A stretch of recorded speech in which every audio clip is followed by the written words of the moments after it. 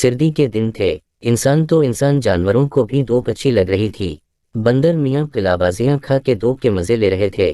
اچانک انہیں ایک مانوس سی آواز سنائی دی۔ آواز کی سمت دیکھ کر وہ چونکے درخت پر بھی فاختہ بیٹھی ہوئی تھیں۔ بندر میاں نے انہیں آداب کیا۔ انہوں نے جواب دیتے ہوئے پوچھا، ارے بندر میاں، تم یہ شہر میں کیا کر رہے ہو؟ میں ایک ڈاکٹر صاحب کے پاس رہ رہا ہوں اور میں یہاں بہت خوش ہوں۔ آزادی چھوڑ کر غلامی میں خوش ہو، یہ تم نے کیا بات کر دی؟ آپ بھی شہر میں ہیں، اس کا مطلب کہ آپ بھی غلامی میں ہیں۔ بندر میاں نے کہا، شہر میں رہنا غلامی نہیں، دراصل تمہارے گلے میں جو زنجیر لگی ہوئی ہے وہ غلامی ہے۔ میں تو جنگل سے اپنے عزیزوں سے ملنے شہر آتی ہوں اور اپنی مرضی سے واپس جنگل چلی جاتی ہوں۔ میرے گلے میں کوئی زنجیر نہیں اور نہ میں کسی پنجرے میں قید ہوں۔ اپنی مرضی کی مالک ہوں، جب دل چاہے کہیں بھی آ جا سکتی ہوں۔ یہ کہہ کر فاختہ بی نے بندر میاں سے پوچھا، تم کس طرح ڈاکٹر صاحب کے پاس آ کر پھنس گئے؟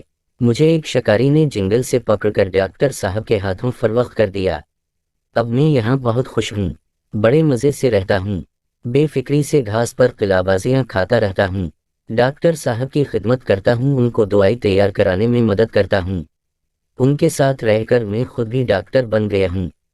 کیا شہر کی آب و ہوا جنگل کی آب و ہوا کا مقابلہ کر سکتی ہے؟ ہر وقت دم گھٹتا محسوس ہوتا ہے، باسی اور گلی سڑی چیزیں کھانے کو ملتی ہیں، اوپر سے گلے میں زنجیر باندھ دی ہے۔ بی فاختہ نے کہا، یہ بات آپ کی درست ہے کہ جنگل کی آب و ہوا اور شہر کی آب و ہوا میں بہت فرق ہے۔ ڈاکٹر صاحب کے دواخانے کے باہر درخت اور گھاس نہ ہوتی تو میں بھی یہاں رہ کر بور ہو جاتا اور بھاگنے کی کوشش کرتا۔ آپ سے ملاقات ہو جانے پر مجھے جنگل یاد آ گیا ہے۔ ایک دن میں ضرور موقع ملتے ہی جنگل کی طرف فرار ہو جاؤں گا اور پھر کبھی پلٹ کر شہر میں نہیں آؤں گا۔ بندر میاں نے کہا۔ ایک رات ڈاکٹر صاحب نے بندر میاں کی زنجیر کھول کر لکڑی کے بنے ہوئے گھر میں بند تو کر دیا، لیکن وہ دروازے کی کنڈی لگانا بھول گئے۔ ہوا کے زوردار تھپیڑے لگنے سے دروازہ کھل گیا۔ بندر میاں کو اب وہاں سے فرار ہو کر جنگل جانے کا موقع مل گیا۔ جنگل میں آ کر بندر میاں کو بہت سکون ملا۔ ان کی واپسی پر سب جانور خوش تھے اور انہیں مبارکبادیں دے رہے تھے۔ وہ بھی اپنوں سے مل کر بہت خوش تھے۔ بندر میاں کو جنگل میں آئے کئی دن گزر گئے، لیکن وہ اپنے اندر ایک بے چینی محسوس کر رہے تھے۔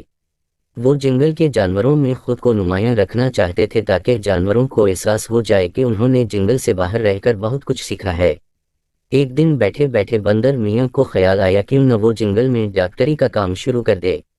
اس کام سے وہ جانوروں میں نمایاں ہو جائے گا اور ہر کوئی اس کی عزت کرے گا۔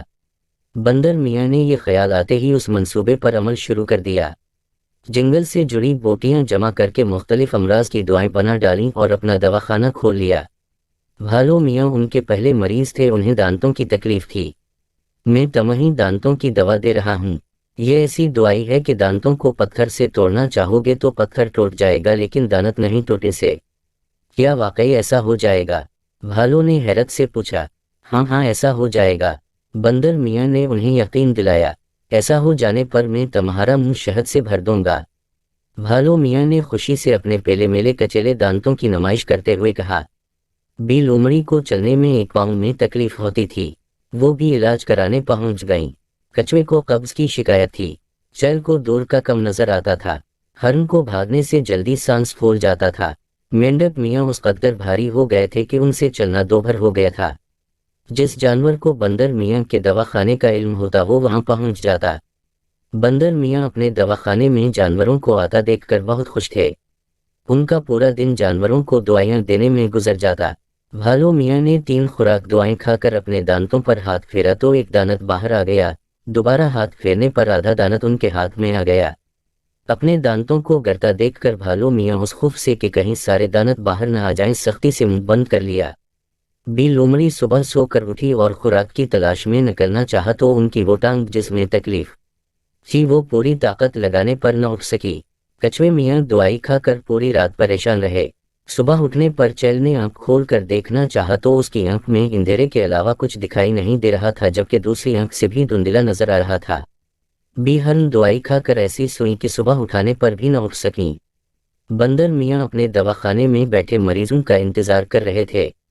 انہوں نے بہت سارے جانوروں کو دواخانے کی جانب آتا دیکھا تو سمجھ گئے کہ ان کی دوائیوں نے الٹا کام دکھایا ہے، جبھی وہ غصے میں بھرے ان کے پاس آ رہے ہیں۔ बंदर मियाँ ने आओ देखा न ताओ फौरन दौड़ लगा दी। गस्से में भरे जानवरों ने दवाखाने को खाली पाया तो उनका गस्सा और भड़क उठा। दूर खड़े बंदर मियाँ थर थर कांप रहे थे और उस दिन को बड़ी बहुत अफसोस था। साथ ही साथ वो दिल में ये भी कह रहे थे कि जिसका काम उसी को सजे और अब उनके कदम शहर की जानिब दोबारा उठ रहे थे।